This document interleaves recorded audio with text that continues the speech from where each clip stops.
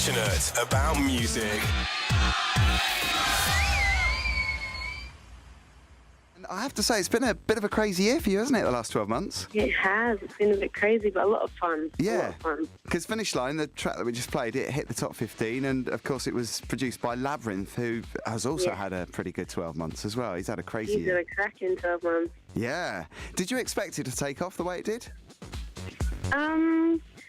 I mean, you know, you can never expect anything in this game. You never know what's going to happen. But Finish Line was a song that, it was really powerful for me, and it was a real kind of catalyst in my career. And it was a song that kind of pricked up a lot of people's ears and got them interested in what I was doing. And people from this side of the pond, America, a lot of people were interested, and it was this song that really grabbed their attention. So I always felt that, it had something about it. So, I was very, very pleased with how it went. Well, you mentioned, obviously, the connection with the States, because I didn't know this until today. You were first spotted by Pharrell Williams, is that right?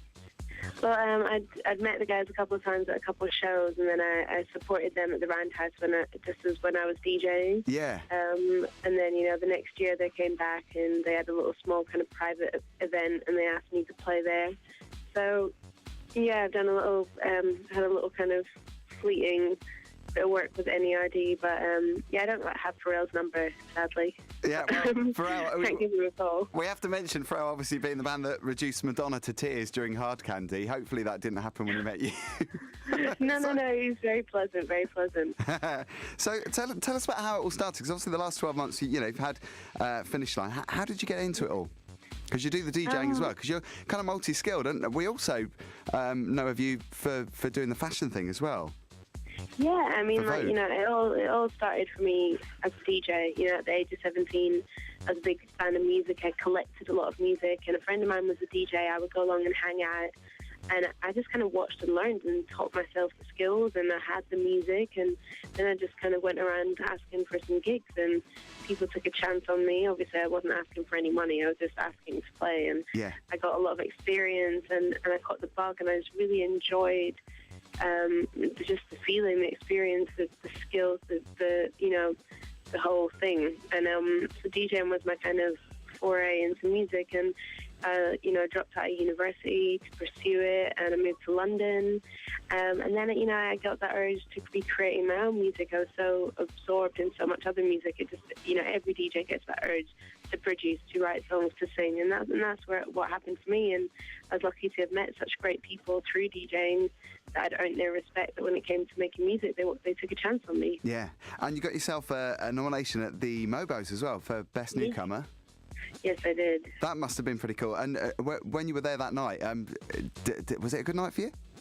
It was. I had a lot of fun. I was nominated for Best Newcomer, and I was in such great company in that category. We had, Jessie J, Ed Sheeran, Rich 32, like a load of really talented people. So it was a really amazing category to be recognised in. And I'm from Glasgow. I've lived the majority of my life up there, so it's a bit of a homecoming for me as well. We had a nice after party.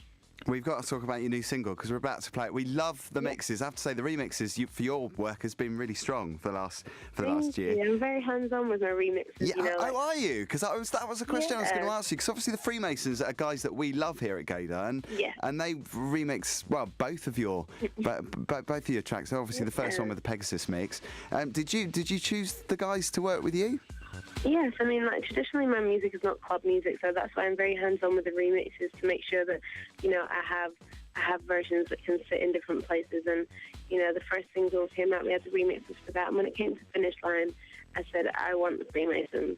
I need the Freemasons. Yeah. And, we got in touch with them. They were very, very busy, but they heard the song and they just connected to it. They loved the lyrics, they loved the melody, and when I heard what they did with it, not only their floor fillers mix, but their chilled out down tempo mix, I just said to myself, I have to get in the studio with these guys. And we've written a lot of music together over the past few months. And then when it came to Light Up the World, even though they just remixed Finish Line, when it came to getting like a club mix, I just couldn't think of anybody else I'd want to do it. So yeah, and do you know what they added the magic again. Yeah, well, because they've reworked some artists that are very similar to you. You know, very similar vocals. Obviously, like people like Kelly Rowland, and you know they kind of understand that whole vocal thing, I think, as well. Yeah. You've worked obviously for the new single with the drum and bass maestro Shy FX. Yeah. And was Dynamite as well. A very cool collaboration. You mentioned obviously with the dance mixes, obviously because you've got that kind of drum and bass fusion as well on the original versions. But obviously you must be keen to cross over to do the club mixes too. What was it like to work with those? I mean, Shy FX, absolute legend. Someone that I met through my DJing, and he produced my first single on my own. And me and him just have a really good chemistry. Like I'm very comfortable in his production style. I know that I can just leave him to produce the track, and I'm going to come back and love it. Yeah. And Miss Dynamite, she's somebody that we met a lot of times over the festival season.